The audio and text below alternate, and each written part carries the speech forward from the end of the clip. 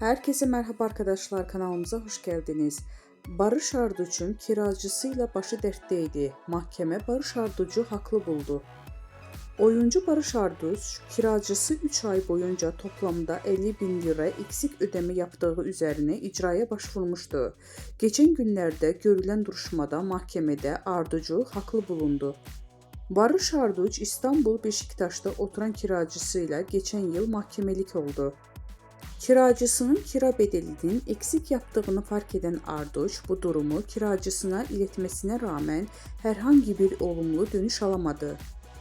Oyuncu ardından 50 bin lira icra takibi başlattı.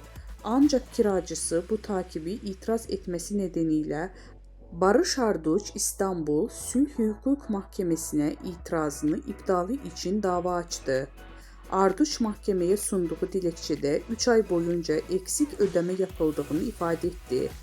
Kiracısı icra takibini itiraz etmesi üzerine dava açmak zorunda kaldığını belirtti. Arduç zararının giderilmesini talep etti. Habere göre dava geçen günlerde İstanbul Sülh Hukuk Mahkemesi'nde görüldü.